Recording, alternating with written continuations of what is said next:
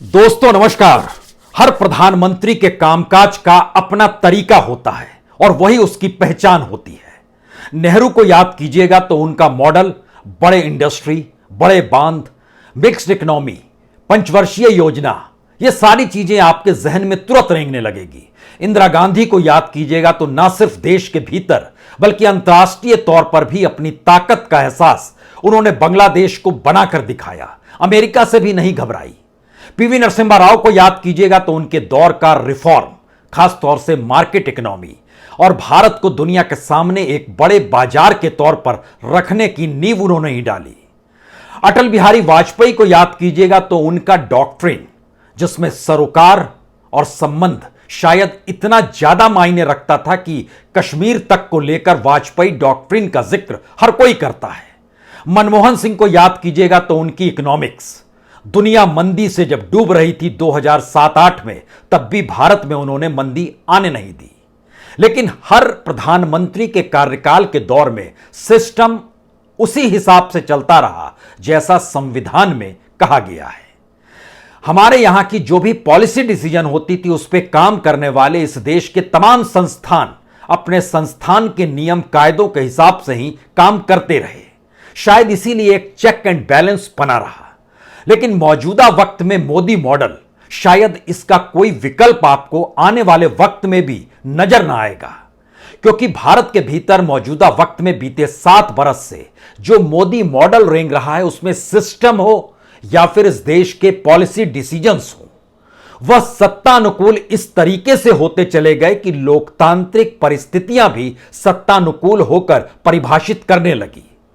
यानी नेहरू से लेकर मोदी तक हर प्रधानमंत्री का अपना मॉडल जरूर रहा, लेकिन मौजूदा वक्त में जब आप यहां पर लिए गए निर्णयों को आज से नहीं, बीते 6-7 वर्षों में जो भी निर्णय लिए गए, अगर उनके पन्नों को पलटना शुरू कीजिएगा और सरकारी तौर पर पलटिएगा तो भी आपके जहन में कुछ सवाल होंगे कि इससे पहले ऐसा मॉडल कभी नहीं आया और इस मॉडल का कोई विकल्प भी नहीं है। यानी सबसे बड़ी बात यह है कि मोदी काल के बाद कोई दूसरा काल इस देश में जब शुरू होगा तो उसके सामने भी संकट कितना बड़ा और कितना गहरा होगा। तो या तो वह इसी रूप में काम करे जैसे मौजूदा वक्त में काम हो रहा है, या फिर इसको पूरे तरीके से उलटने की प्रक्रिया में कैसे आ पाएगा। हमें लगता है आज इसे समझने की जरूरत है, क्योंकि इस देश के भीतर में अलग अलग मुद्दे लोगों को परेशान कर रहे हैं। किसान इस बात को लेकर परेशान है कि सरकार अपने तौर पर कहती है हम तो रिफॉर्म कर रहे हैं। किसान कह रहा है रिफॉर्म आप हमारे लिए कर रहे हैं और हम ही को लग रहा है कि हमारे खिलाफ जा रहा है, तो हमसे आप संवाद क्यों नहीं बनाते हैं। इस देश का युवा कहता है कि हम एजुकेशन करने के बाद नौकरी कहां करें। सरकार कहती है हमने इसके लिए कई योजनाओं का ऐलान किया, हमने तो आपको स्किल कर दिया, कौशल योजना ले आए, आपको पैसा दे दिया, मुद्रा योजना ले आए। इस देश का गरीब कहता है कि हमारे पास 2 जून की रोटी नहीं। सरकार कहती है हमने गरीब कल्याण योजना तो बना दी जिसमें आपको 5 किलो अनाज भी दे देंगे, घर बैठे आपके पास सिलेंडर भी आ जाएगा और अब आप प्रकृति की स्थितियों से निपटने के लिए लकड़ी जलाकर खुद को बीमार नहीं करेंगे। यानी एक देश में मोदी मॉडल जो है यह किस रूप में चल रहा है और इसकी परिस्थितियां क्या रही जिसका कोई अल्टरनेटिव वाकई नहीं है, हमें लगता है आज इसे समझने की जरूरत है। क्योंकि 2014 के बाद से इस देश में जो पहला बड़ा डिसीजन लिया गया जिसके दायरे में समूचा देश आ गया, उसमें खुले तौर पर यह डिसीजन था, वह था डीमोनेटाइजेशन यानी नोटबंदी का। उसके बाद दूसरा जो अंतर्राष्ट्रीय तौर पर जो फैसला हुआ राफेल को खरीदने का, उसकी कीमत क्या रहेगी और उसमें किस परिस्थिति में उसको किसी को कमीशन तो नहीं दिया गया, इस किताब को बंद सुप्रीम कोर्ट में जाकर किया गया। खुले तौर पर यह डील थी, यानी बफोर्स की डील में भी जितना भी पैसा था, जो 64,000 करोड़ का जो चक्कर था, उससे भी कहीं ज्यादा बड़ी डील के बावजूद भी यह चीजें खुले तौर पर सुप्रीम कोर्ट के दायरे में किताबें बंद कर दी गई। तीसरा जो बड़ा डिसीजन हाल में आया वो पीएम केयर्स का आया। पैसा जनता से लिया गया, ऐलान प्रधानमंत्री ने किया और सरकार की तरफ से कहा गया कि दरअसल हमारा इससे कुछ भी लेना देना नहीं है। सवाल ये 3 निर्णय भर का नहीं है, हमें लगता है परत दर परत जरा समझने की कोशिश कीजिए। जो 3 योजनाएं इस देश में आई उनका क्या असर हुआ। मसलन नमामि गंगे, गंगा कितनी साफ हुई, उस पर कितना खर्च हुआ, उसके प्रचार प्रसार पर कितना खर्च हुआ, उसके जरिए राजनीति कैसे साधी गई, उसके जरिए इस देश की भावनाओं से कैसे खिलवाड़ हुआ। और दूसरा, स्वच्छ भारत टॉयलेट, इसको लेकर जो परिस्थितियां इस देश के ग्रामीण इलाकों में आज भी है, उन्हें भी जब परखना शुरू कीजिएगा तो सरकारी दस्तावेज कुछ कहेंगे, जमीन की हकीकत कुछ कहेगी। इस पर भी जो खर्च हुआ, जो प्रचार किया गया, उसका लाभ किसे कितना किस रूप में मिला, यह भी एक अलग कहानी है, लेकिन यह एक ऐलान था, सरकारी योजना का ऐलान। और तीसरा जो स्किल इंडिया का था, जिसमें औसतन कमोवेश ये माना गया कि जब से ये लागू हुआ उसमें लगभग 18 से 20 लाख बच्चे हमेशा इस देश में स्किल्ड होते चले गए, लेकिन उनमें से कितने स्किल्ड बच्चे थे जिनको रोजगार मिल गया, और क्या वाकई वो स्किल्ड हो रहे थे? क्योंकि जिस जगह पर यह प्रधानमंत्री कौशल योजना चल रही थी, उस चार दीवारी के भीतर में कौन सी ट्रेनिंग दी जा रही थी और कौन सा स्किल दिया जा रहा था, यह भी अपने आप में सवाल है। और यह सारी चीजें ओपन है, यानी खुला ऐलान है। इसकी ठीक प्रक्रिया के भीतर में जैसे ही आप इकोनॉमी के बटन पर उंगली रखेंगे, आपके जहन में तुरंत आरबीआई आएगा। भारत के भीतर रिजर्व बैंक ऑफ इंडिया से जो डिविडेंड मिलता था, उसकी एक सीमा रेखा थी। उस सीमा रेखा को भी एक कमीशन बना के खत्म किया गया, और उसके बाद जो पैसा रिजर्व बैंक के पास रहना चाहिए, जिसके जरिए कभी कोई बैंक डूब रहा है, कोई क्राइसिस इस देश में आ रहा है, उसको संभाला जाए, इस दिशा से भी आंख मूंद लिया गया। और आरबीआई से बीते 6 बरस के भीतर में 6 लाख करोड़ से ज्यादा पैसा लिया गया। इतना कभी पहले होता नहीं था। और इसी प्रक्रिया में जो बैंकों का मर्जर शुरू हुआ, यह मर्जर बैंकों को भीतर कितना खोखला कर गया, या उनकी जो बुक थी उसको इसने किस रूप में डिजाइन किया, और इसका एनपीए से क्या जुड़ाव था, इस देश में जनता के पैसे पर कॉरपोरेट की लूट का क्या असर था, यह भी एक सिस्टम का हिस्सा बन गया।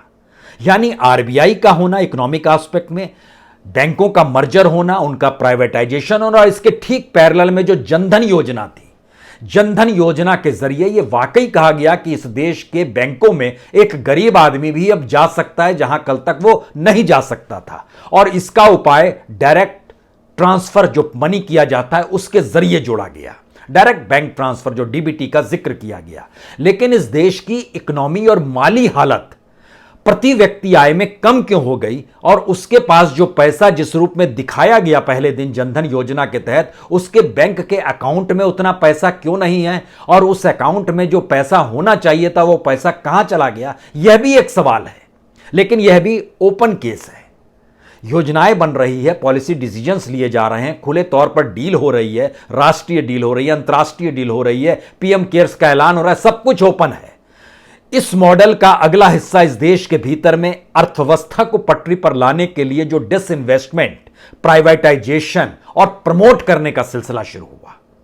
इस परिस्थिति को जब आप देखिएगा तो इन्वेस्टमेंट के दायरे में, डिसइन्वेस्टमेंट के दायरे में ऐसी 23 कंपनियां हैं जो क्यों इस दौर में मुनाफा देते देते घाटे में चली गई। बीएसएनएल को किस रूप में नीचे डाइवर्ट कर दिया गया और जियो को कैसे उठाया गया, यह भी किसी से छुपा हुआ नहीं है। बीएसएनएल भारत सरकार की कंपनी, जियो इस देश में रिलायंस की कंपनी।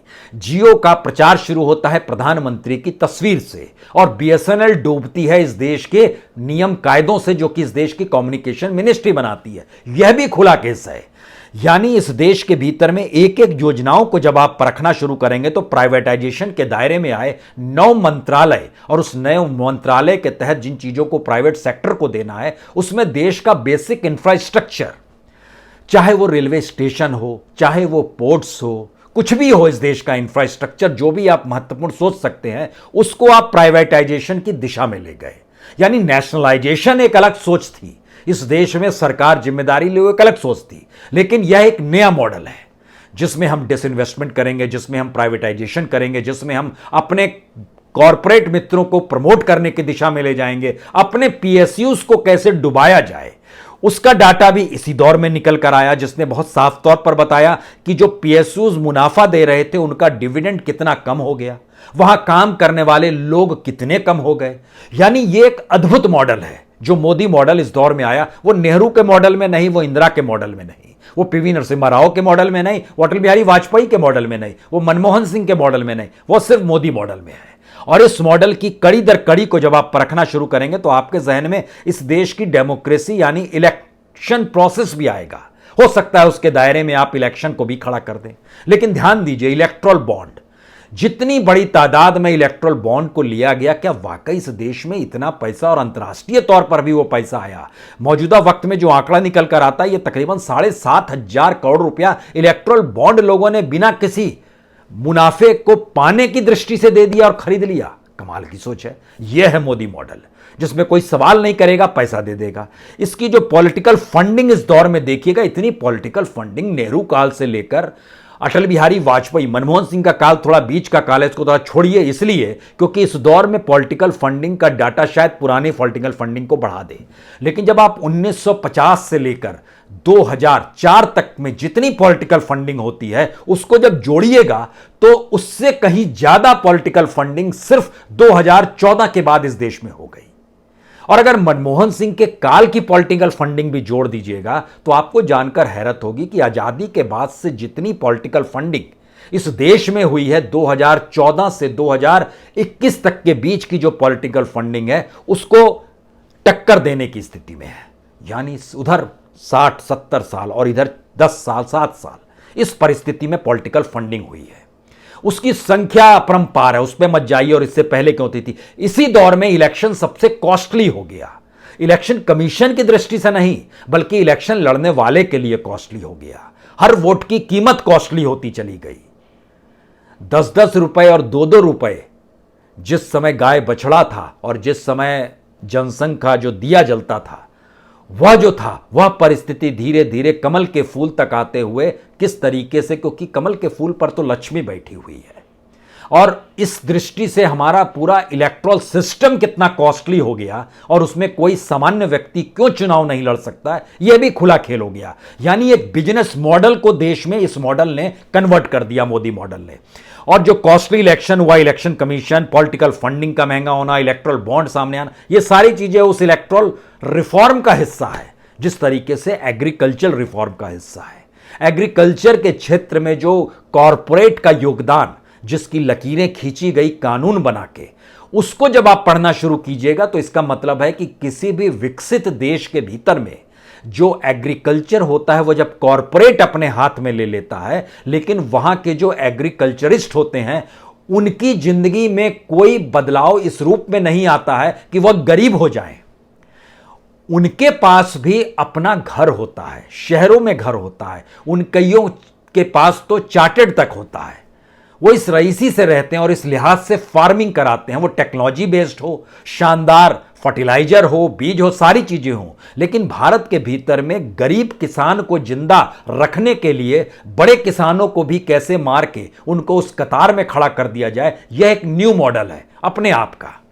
इसके आगे जब बढ़िएगा तो आपके जहन में तुरंत फिर सवाल ये आने लगेगा, अच्छा सिर्फ इतना बड़ा? जी नहीं, इतना बार नहीं है। इस देश में इमोशनल एस्पेक्ट में चाहे राम मंदिर का ही मसला ले लीजिए, उसमें चंदा जो लिया जाता है वह भी एक स्कैम के तौर पर, जमीनें जो ली जाती है वह भी एक स्कैम के तौर पर, इस देश में जो वैक्सीन लगता है वह भी एक स्कैम के तौर पर, क्योंकि बजट में 35,000 करोड़ रुपए निर्धारित किए जाते हैं, लेकिन वह किस रूप में कैसे इन्वेस्ट होंगे यह भी सवाल।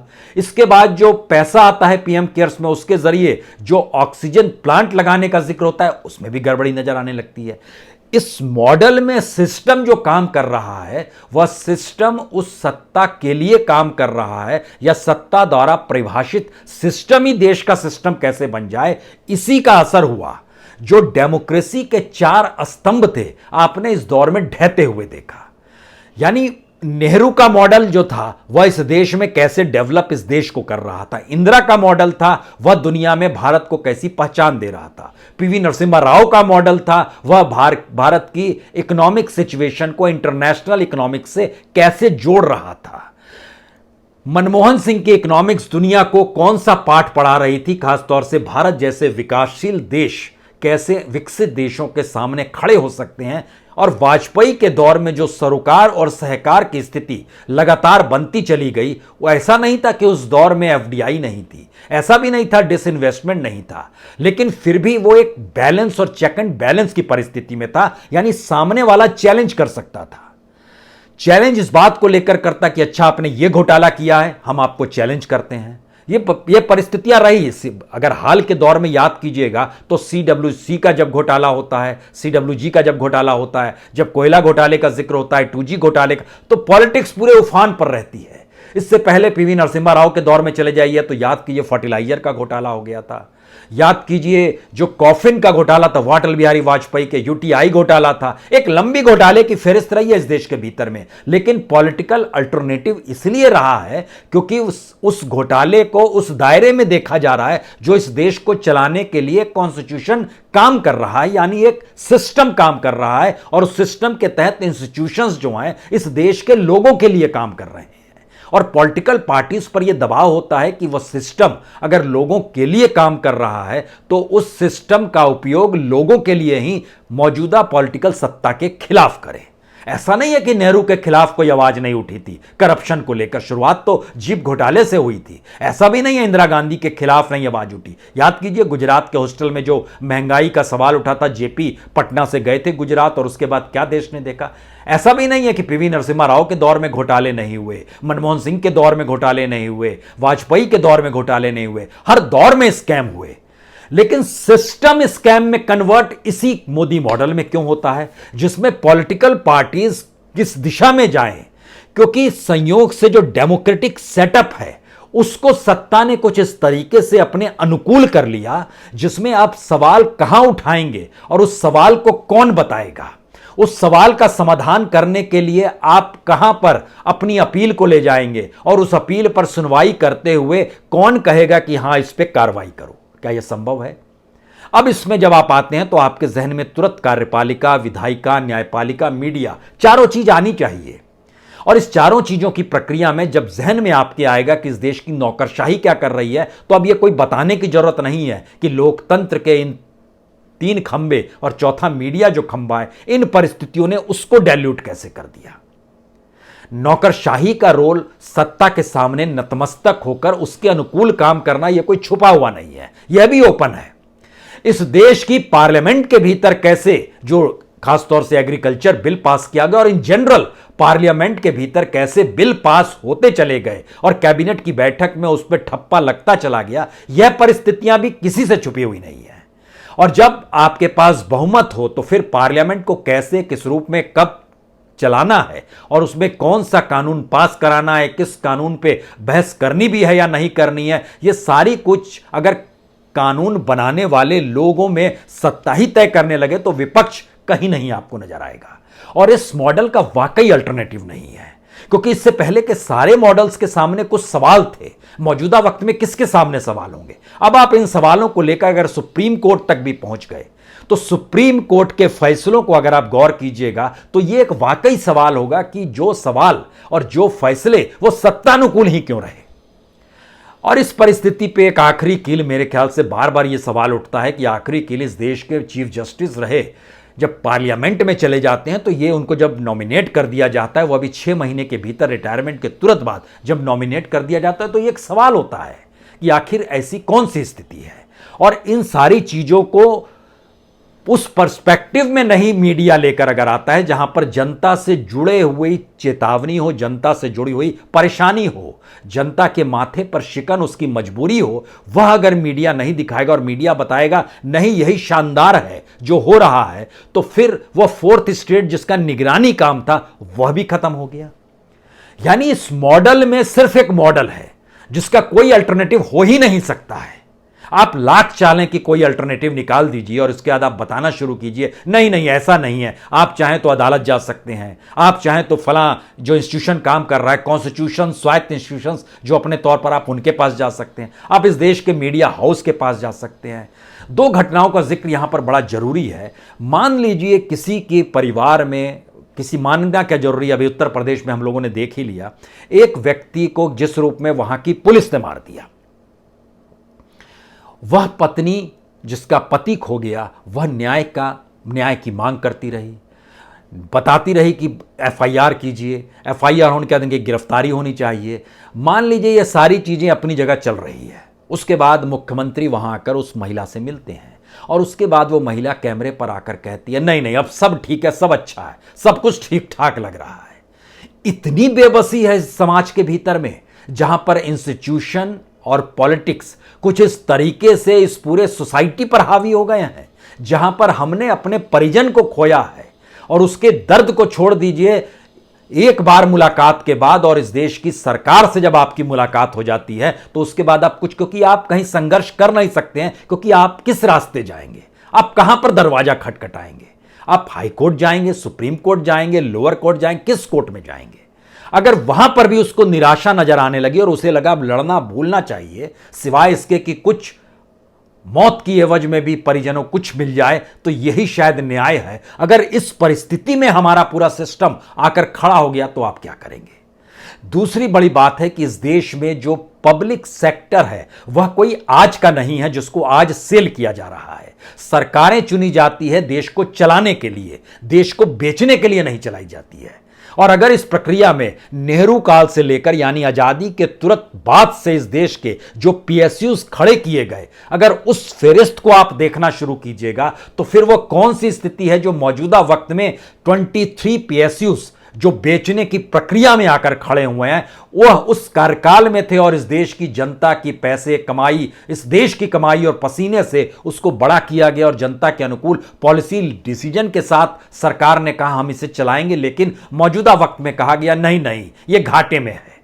और वैसे इंस्टीट्यूशंस और वैसे कॉरपोरेट जिनका जन्म हाल में हुआ है, हाल से मतलब मैक्सिमम 20-25 साल पहले जिस कॉरपोरेट का जन्म हुआ, उस कॉरपोरेट का नेटवर्थ इस देश के लगभग 60 साल पुराने पीएसयूज तो उसके सामने छटाक बर बच गए। सारे पीएसयूज को भी जोड़ दीजिएगा तो वह भी कहीं कंपटीशन में नहीं आ पाते हैं। ये कौन सी परिस्थिति है। यानी इस मॉडल की सबसे बड़ी खासियत है, जो मोदी मॉडल हम लोग के सामने रेंग रहा है, उसकी सबसे बड़ी खासियत यह है कि इसमें आप कोई पॉलिटिकल अल्टरनेटिव नहीं खोज सकते हैं, इसमें आप कोई जुडिशियल अल्टरनेटिव नहीं खोज सकते हैं, इसके भीतर आप एग्जीक्यूटिव का अल्टरनेटिव नहीं खोज सकते हैं, इसके भीतर आप मीडिया का अल्टरनेटिव भी नहीं खोज सकते हैं, क्योंकि सबको इसने समाहित किया है।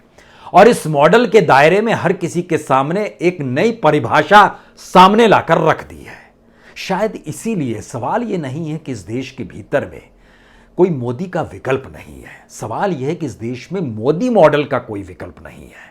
और इस मॉडल से देश के सामने जो मुश्किल हालात हैं उसका निदान करने के लिए शायद आने वाले वक्त में किस स्टेट्समैन में यह क्षमता होगी, और इस देश को कोई स्टेट्समैन मिल भी पाएगा या नहीं मिल पाएगा, या आने वाले वक्त में जिसके पास भी XYZ सत्ता जाएगी उसके लिए एक परेशानी का सबब होगा, क्योंकि तमाम स्टेट्स इस देश के भीतर में इस देश की इकोनॉमिक पॉलिसी के दायरे में इस तरीके से समेटे गए जिसमें सभी कर्जदार हैं। इससे पहले टैक्स की वसूली स्टेट वाइज होता था, उसको जीएसटी में कन्वर्ट कर दिया गया। इस देश में एग्रीकल्चर स्टेट के हिस्से में आता था, उसको सेंटर ने अपने हाथ में लेकर उसके रिफॉर्म की दृष्टि बना लिया। ध्यान दीजिए तो सेंटर इस दौर में मजबूत होता चला गया और उसने जो पॉलिसी डिसीजन लिए उसने उन स्टेट और इस देश के फेडरल सिस्टम को भी अपने मॉडल के दायरे में लाकर खत्म कर दिया। यानी लगभग 164 योजनाएं जो इस देश के लोगों से जुड़ी हुई थी, लगभग 30 कल्याण योजनाएं उससे हटकर 194 हो गया, और उसके बाद 18 ऐसी योजनाएं जो भारत को आधुनिक बनाने की दिशा में चली गई। यानी कुल मिला के लगभग 214 योजनाएं इस दौर में जो ऐलान की गई। किसी भी योजना पर कभी उंगली रख के बताइए कि इस देश में वो किस रूप में इंप्लीमेंट हुई, उसका लाभ कैसे किस रूप में मिला। इस पूरी प्रक्रिया में सिर्फ एक बात जहन में रखिए, टेक्नोलॉजी कोई पॉलिटिक्स लेकर नहीं आती है, टेक्नोलॉजी कोई मॉडल लेकर नहीं आता। ये वर्ल्ड वाइड नियम है, वह देश की बाउंड्री नहीं देखती है। अगर टेक्नोलॉजी पर भी पॉलिटिक्स चलती तो टेक्नोलॉजी भी भारत में नहीं आ पाती, इसको दोबारा हर कोई पाषाण काल में ले जाता। क्योंकि जिस लिहाज से 5-5 किलो अनाज बांटा जा रहा है, ये हमको लाल बहादुर शास्त्री के काल में याद आता है, जब इस देश में गेहूं की कमी थी और लाल गेहूं अमेरिका से आ रहा था। उस समय वो किस रूप में बांटा जाता था, और उसके बाद जो युद्ध हुआ 1965 का, तो उन्होंने किसानों से ऐलान किया आप किसी भी हालत में, हम नारा दे रहे हैं जय जवान जय किसान का। और उसके बाद इस देश ने धीरे धीरे अपने स्थितियों को आगे बढ़ाना, लेकिन टेक्नोलॉजी रिफॉर्म का हिस्सा नहीं होती है। इस देश के भीतर का संकट यह है कि टेक्नोलॉजी को कॉरपोरेट से जोड़ा गया, कॉरपोरेट की पूंजी को पॉलिटिक्स से जोड़ा गया, और पॉलिटिक्स पूरी सत्ता के लिए होने लगी, और इस साइकिल को ही पूरे देश में मोदी मॉडल के तौर पर रख दिया गया है। बहुत बहुत शुक्रिया। बहुत बहुत शुक्रिया।